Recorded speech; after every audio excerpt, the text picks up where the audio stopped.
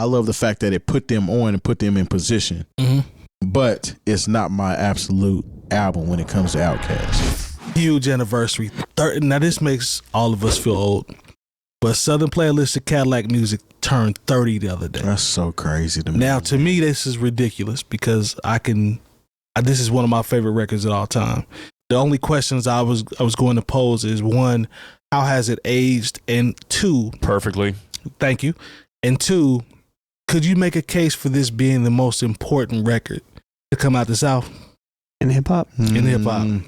Yes. Now, considering the Source Awards and everything that came afterwards, I think there's a case for this to be the most important record to come out the South. I'm gonna let Jay Moore talk first, but no, I would say yes, because up until this point, other than maybe say the Ghetto Boys, what we heard out of the South was very much booty shake party music. Yep. You know, it wasn't, I wouldn't say it was super lyrical, not very much message oriented. Now, I do want to give the Ghetto Boys their flowers. Hell yeah. Because I always say at one point when New York was real party and dance and they had left the message music alone a little bit. Yep.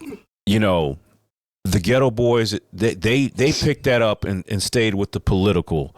Facts. You know, I mean, they did some hard head stuff too, but you know, when you have a group with Scarface and Willie D in it, you're gonna get some meat and potatoes. You're gonna get some meat and potatoes, you know. But there was some stuff in there that was a little wild, but at the same time, they said some things that needed to be said at the time. But I think when you talk about Outkast, and you talk about the rise of Atlanta music, they kicked down the door and said, you cannot ignore what we're doing here. The South got something to say. I mean, and it really, because I think it really was a time when we were, first of all, all of hip hop media was out of New York. Right. Absolutely. And so they were dismissing, like, they let the West Coast in a little bit, but they was like, okay, you guys with the gold teeth and the Jerry curls and the loud we cars. don't understand that. We're that's not hip hop. You know, you're rapping, but it's not hip hop. And then here comes Outkast. It was so good. Like, I know there were people who were mad that they gave him 4.5 mics. Yeah. For Southernplayalistic. And honestly, they should have got that last half a mic,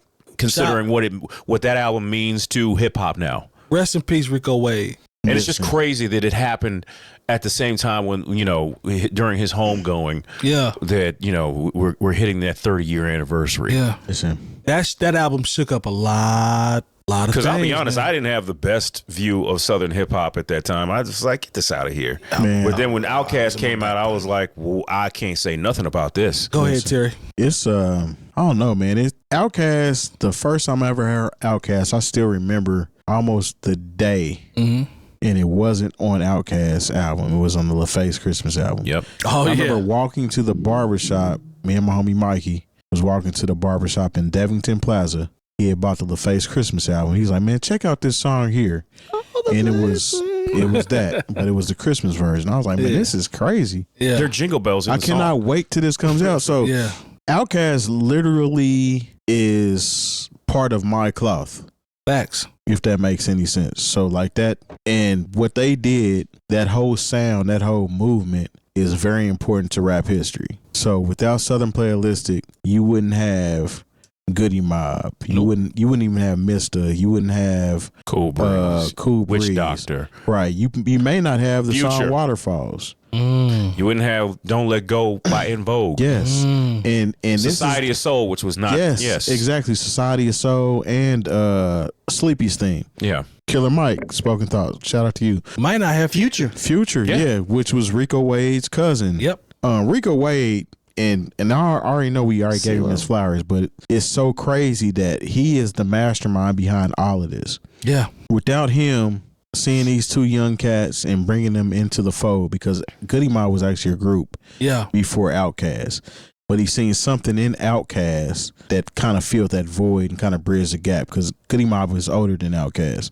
They were still in school when they was going to the dungeon. I mean, and Andre talks about this, him missing school, being in the dungeon, you know what I'm saying? Night. That type of thing. But I think is this album was very important to the culture and absolutely put Atlanta on the map when it comes to this rap music. And now Atlanta is, you could really say, the mecca of rap music. It is definitely the capital of hip hop. Facts. Yes. So where are you at on Is it too far fetched when I say the most important, or do you at least say there's some credence to it where you can say I see where you're coming from? No, I absolutely see where you're coming from, but it's not. I think the reason why I kind of hold back is because I'm such a big Outkast fan that even Southern Playalistic isn't my personal favorite album. Okay. I love the fact that it put them on and put them in position, but it's not my absolute album when it comes to Outkast. It was at the time, but the more I was able to get from them, because it's kind of like one of the reasons I like Kendrick. You don't get the same Outkast every time.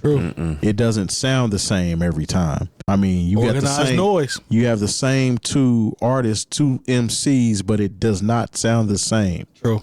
Ever. True. Like Southern Playalistic was on some pimp shit.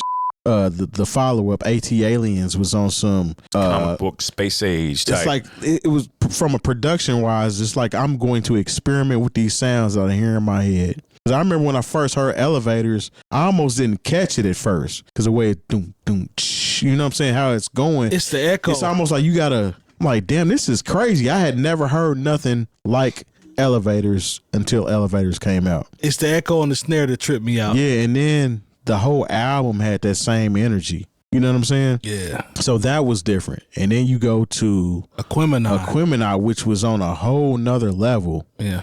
That was like, I think 𝐴𝑇_ALIENS is their most important man, record. that shit is so sonically crazy. I'm biased towards 𝐴𝑇_ALIENS. I am too. Because I remember buying it. I know exactly where I was at. But see, You like the picture on the CD. I know what you was on. Well, all the CDs was kind of scandalous. That's the best CD cover ever made. Yep. No argument. With me, my favorites actually, they go between 𝐴𝑇_ALIENS and 𝐴𝑇_ALIENS. Yeah. Kind of back and forth. Yeah. But then, I mean, they really don't have any misses. I mean, Stankonia was hard. Oh no, because Stankonia, yeah, come on now. I think this album is, you can talk about it in that like, this is the first brick in the foundation. Man. But you know, when I think about Outkast and how important of a group it is, I would say 𝐴𝑇_ALIENS solidified them to where, like, okay, you can come, because it's one thing to do it once, then you do it twice, but then when you hit it the third time, it's like you can't act like you didn't see this and you don't understand how important it is. That's true.